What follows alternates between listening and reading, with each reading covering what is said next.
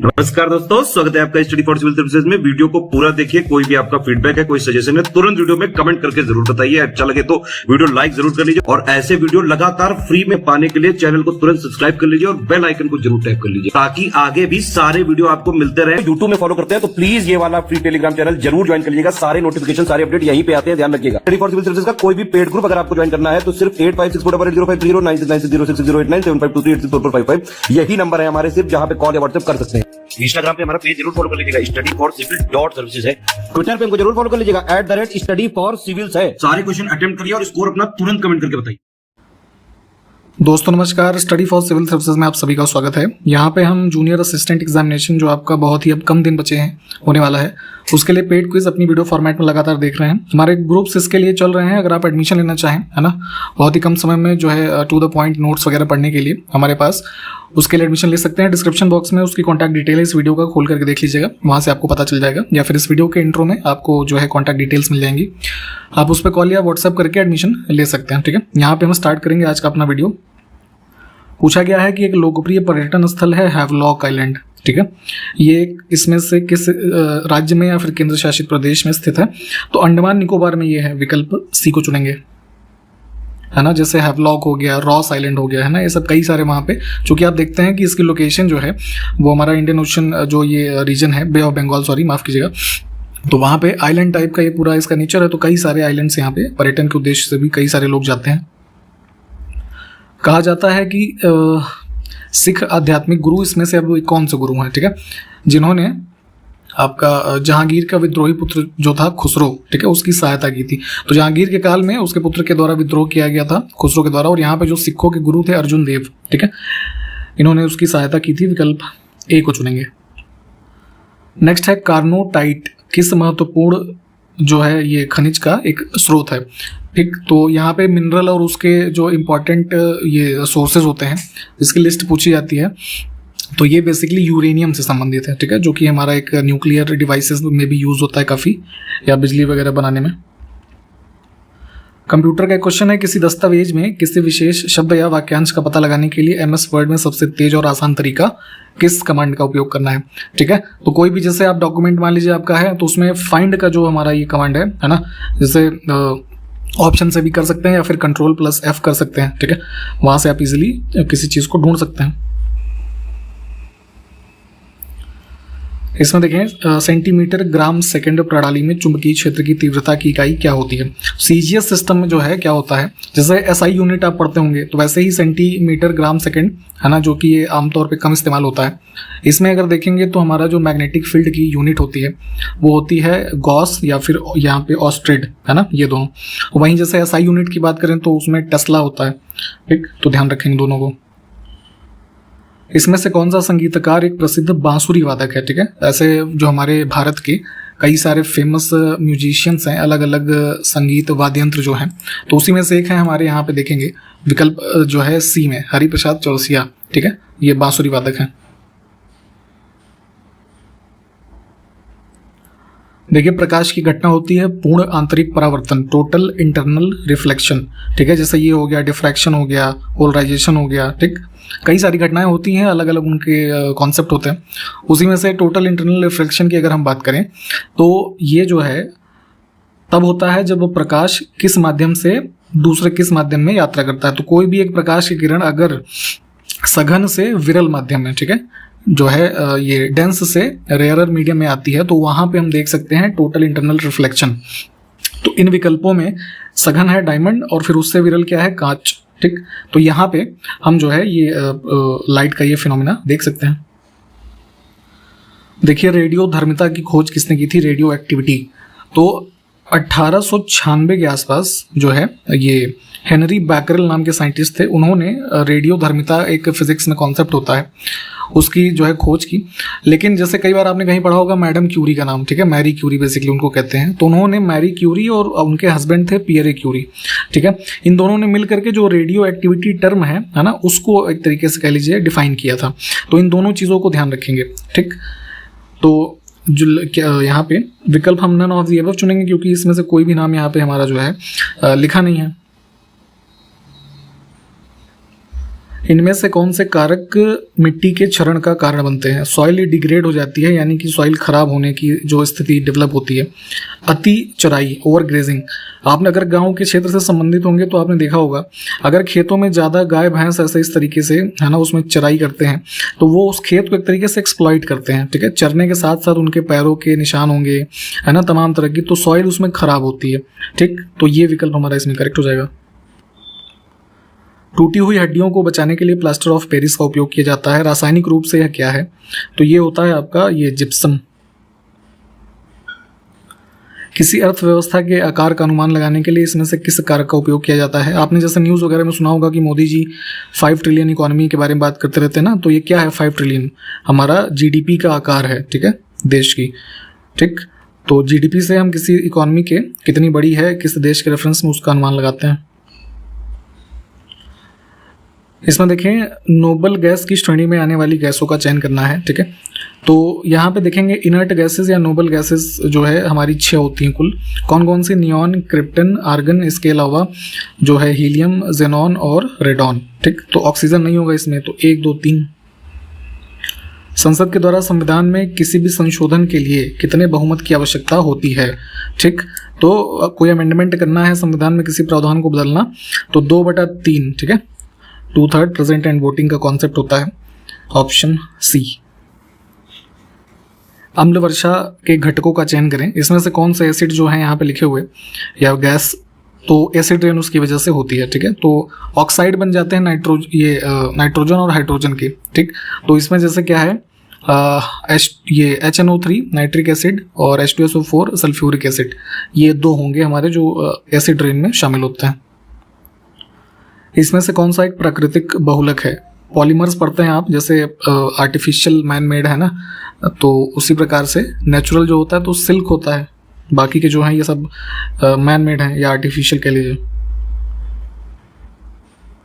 इसमें से किस रोग के प्रति प्रतिरोधकता के लिए BCG का टीका लगाया जाता है? ट्यूबरकुलोसिस की बीमारी जो है किससे होती है? बैक्टीरिया से, इसको ध्यान रखेंगे। इससे बचाव के लिए BCG का टीका लगता है, इसका फुल फॉर्म क्या होता है? बैसिली कैलमेट ग्वारिन, ठीक। तो ध्यान रखिएगा इसको। इसमें देखें किस वर्ष में पिट्स इंडिया एक्ट पारित किया गया? तो जब ईस्ट इंडिया कंपनी जो है रूल कर रही थी तो पिट्स इंडिया एक्ट बना और रेगुलेटिंग एक्ट जैसे बनते थे। तो यहाँ पे पिट्स के बारे में पूछा गया है, तो ये 1784। वाटर गैस यानी कि जल गैस उसको कह सकते हैं, क्या होता है? तो ये मिश्रण होता है एक प्रकार का, बेसिकली एक पॉइजनस गैस होती है, ज्वलनशील होती है जो, ठीक। और मुख्य रूप से ये बनी होती है कार्बन मोनोऑक्साइड और हाइड्रोजन। तो विकल्प बी। नीति आयोग जो है उसके उपाध्यक्ष वर्तमान में कौन है, ठीक। तो अध्यक्ष कौन होते हैं? भारत के प्रधानमंत्री। वर्तमान में उपाध्यक्ष सुमन बेरी। इसमें से किस विटामिन को साइनोकोबालामिन भी कहा जाता है? तो विटामिन के कुछ केमिकल नेम होते हैं, इनकी लिस्ट एक बार देख लीजिएगा। विटामिन B12 जो है उसको कहते हैं ये। 1800 से लेकर के 1500 ईसा पूर्व तक की 30 ऋग्वैदिक पांडुलिपियों को यूनेस्को ने जो है, यूनेस्को की memory of the world register एक इनका होता है, जो काफ़ी पुरानी चीज़ें इस तरह की उसमें उसको रजिस्टर किया जाता है, ठीक है। तो भारत की तरफ से जो ऋग्वेद की पांडुलिपियाँ हैं इसको शामिल किया गया था वर्ष 2007 में।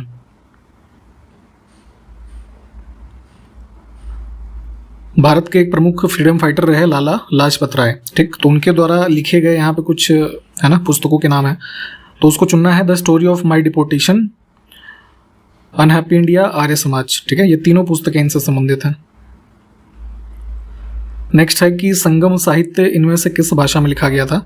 तो संगम साहित्य यानी कि मुख्य रूप से जो विजयनगर साम्राज्य के बारे में पढ़ते हैं, कृष्णदेवराय वगैरह, उस काल में जो ये हमारा तमिल और तेलुगु लैंग्वेजेस हैं काफ़ी पॉपुलर थी, ठीक। तो यहाँ पे इसको चुनेंगे। भारत में सीमा सड़कों का निर्माण केवल इसमें से किस उद्देश्य को बनाए रखने के लिए किया जाता है? देखिए, जो देश के अंदर नेशनल हाईवेज वगैरह बनते हैं, है ना, या प्रमुख जो सड़कें हैं, एक्सप्रेसवेज वगैरह, उसको कौन बनाता है? National highway authority of India, ठीक।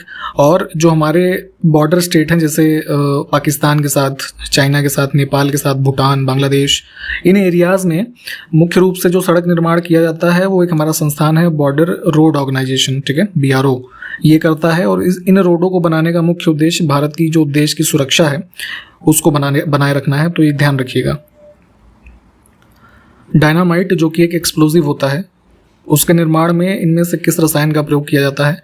तो डायनामाइट का आविष्कार या इन्वेंशन किसने किया था? अल्फ्रेड नोबल ने, ठीक है, 1866, इसको याद रखिएगा।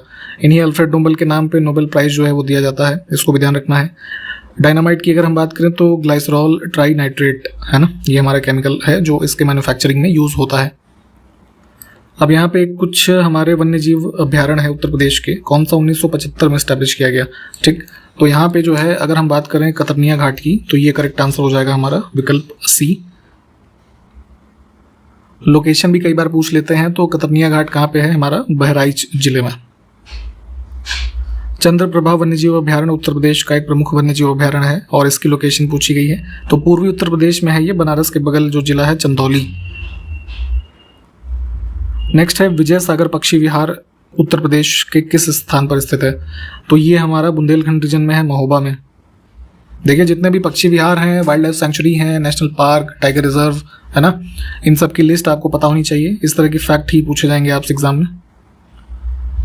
उत्तर प्रदेश में मयूर संरक्षण केंद्र यानी कि पिकॉक कंजर्वेशन सेंटर जो है, ये जो है आपका किस जिले में स्थित है? तो ये यहाँ पे है, मथुरा में। दुधवा राष्ट्रीय उद्यान उत्तर प्रदेश के किस जिले में स्थित है? तो ये आपका कहाँ पे है? ये फिर से इधर पूर्वी क्षेत्र में नेपाल के पास आएंगे, लखीमपुर खीरी। उत्तर प्रदेश में पहला गिद्ध संरक्षण केंद्र कहाँ पर स्थित किया गया है, स्थापित किया गया है? तो ये जो है गिद्धों के संरक्षण से संबंधित केंद्र का संबंध है ये नेपाल और बिहार के रीजन का जो हमारा जिला है महाराजगंज। अब इसमें देखिए 3 हमारे पास पक्षी अभ्यारण्य है, कौन सा उत्तर प्रदेश में स्थित है ये बताना है। पटना पक्षी अभ्यारण्य है यहाँ पे, एटा जिला जो है, ठीक है। जयप्रकाश नारायण पक्षी अभ्यारण्य जिसको सुरहाताल कहते हैं, बलिया में है ये। चित्राकुंडी नहीं है, ये तमिलनाडु का एक है, ठीक। अगला है देखिए नवाबगंज पक्षी विहार कहाँ पर स्थित है? तो ये उन्नाव में है। अब इसमें देखिए क्या सुमेलित है ये बताना है। क्या सुमेलित पूछा गया है, क्या सुमेलित नहीं है ये पूछा गया है, दोनों को बहुत ध्यान से देखा करिए। इंडियन एनिमल रिसर्च इंस्टीट्यूट एक संस्थान है, बरेली में काफ़ी फेमस है। नेशनल डेयरी रिसर्च इंस्टीट्यूट है ना, दुग्ध वगैरह से संबंधित, करनाल में है जो कि हरियाणा में है। तो दोनों ही ठीक हैं। अब इसमें रीजनिंग के क्वेश्चन देखिए, जैसे एक सीरीज है, क्वेश्चन मार्क बीच में है, क्या वहाँ पे फिल होगा? तो जैसे सी के बाद डी और ई +2 हो रहा है, ठीक। फिर ई के बाद जी और ई के बाद एफ और जी है ना, तो चलिए हम जी मान के चलते हैं। फिर जैसे लास्ट में देख लेते हैं तो बी के बाद सी हो रहा है, तो सी के बाद डी होगा, ठीक। फिर जैसे आर को देख लेते हैं तो आर के बाद हो रहा है पी यानी कि -2 हो रहा है, ठीक है। तो ऐसे पी में -2 करेंगे तो हमारा क्या आ जाएगा? एन, ठीक। तो यहाँ पे ये ले लेंगे। ऐसा ही आप पूरा कोड मिला करके देखेंगे तो हमारा ऑप्शन ए बन जाएगा इसमें फिर से देखिए हमारी सीरीज है, जैसे ये सब आपस में कनेक्टेड हैं, तो वैसे अगला क्वेश्चन मार्क पे क्या होगा। मैंने पहले बताया आपको कि ए से लेकर के जेड तक की पूरे लेटर के नंबर आपको पोजीशनिंग याद होनी चाहिए। ये क्वेश्चन आराम से आप कर सकते हैं। नहीं भी याद है तो जिस दिन एग्जाम होगा पिक्चर ऑफ शीट पे आप ABCD ऐसे पूरा लिखिएगा, उसके नीचे नंबर लिख लीजिएगा ए से लेकर के जेड तक, तो वहाँ से आपको देख करके ये कई बार आइडिया लग जाएगा।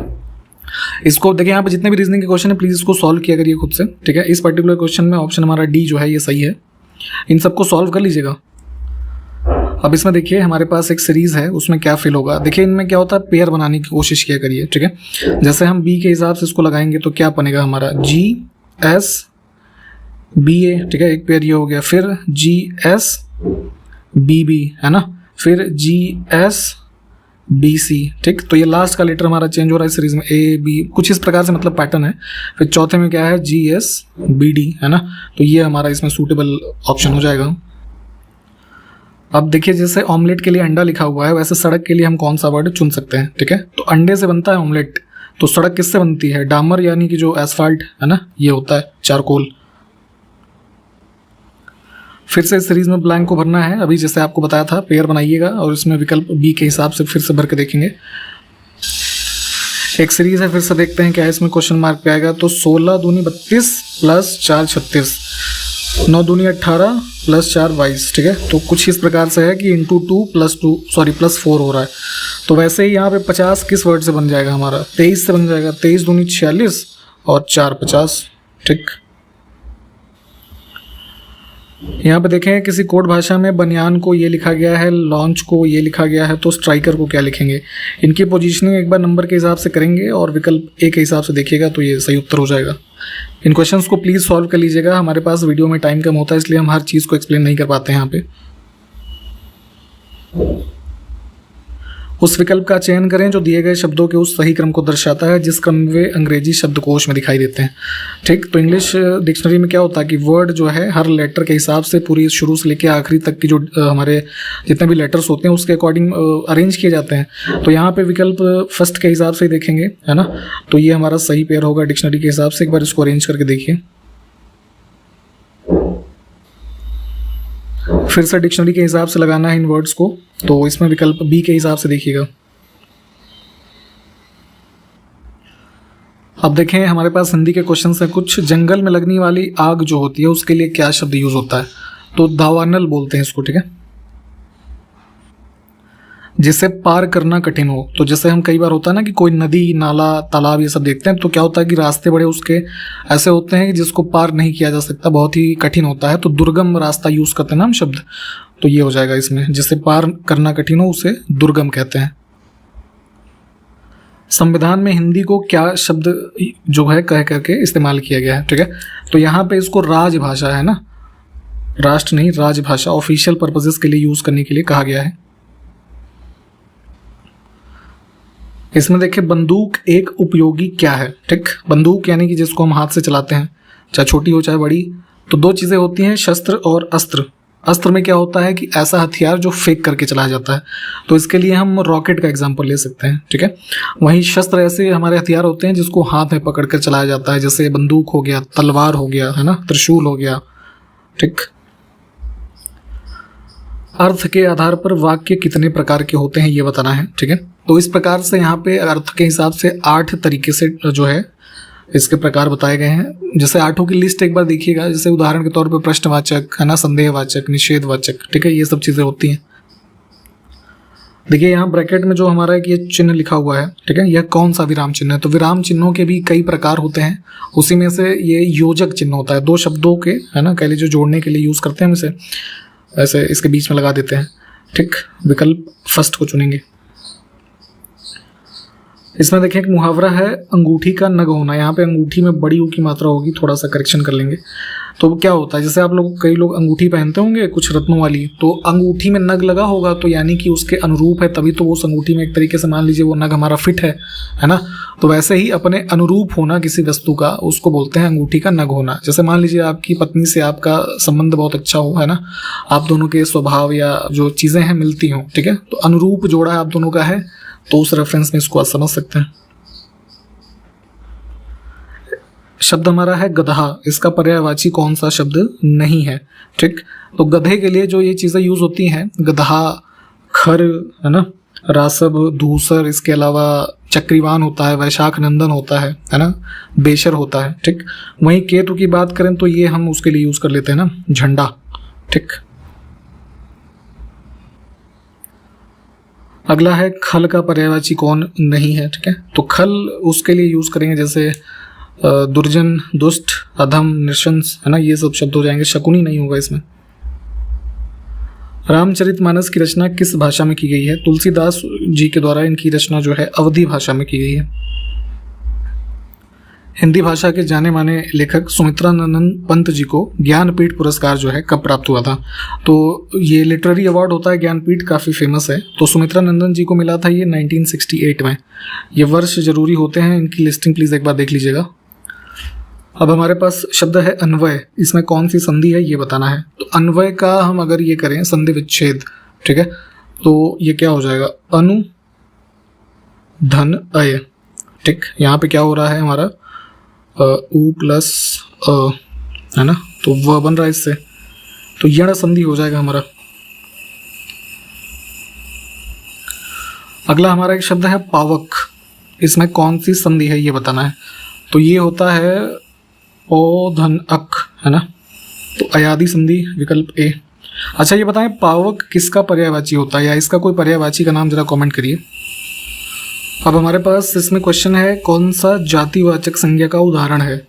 तो एक ही शब्द से है ना उस जाति के सभी प्राणियों या फिर वस्तुओं का जो बोध होता है, तो जातिवाचक संज्ञा के रूप में आप उसे जानते हैं। तो अब यहाँ इन विकल्पों में देखेंगे तो लड़का जो है ना, ये हमारा एक जाति विशेष जो है संज्ञा हो जाएगी। अब शब्द हमारा है आंख, ठीक है। तो इस शब्द में इसका तत्सम रूप बताना है बेसिकली, ठीक है। तो आंख का तत्सम होता है अक्षी, ठीक, अक्षी यानी ऑप्शन डी में जो लिखा है, और ये तद्भव होता है आंख। अब वाक्य की शुद्धि देखनी है हमें। दंड पाने योग्य से संबंधित कौन सा हमारा इसमें कथन होगा, तो दंड के योग्य है, ठीक है, वह दंड के योग्य है, इस प्रकार से हम इसे कुछ यूज करते हैं।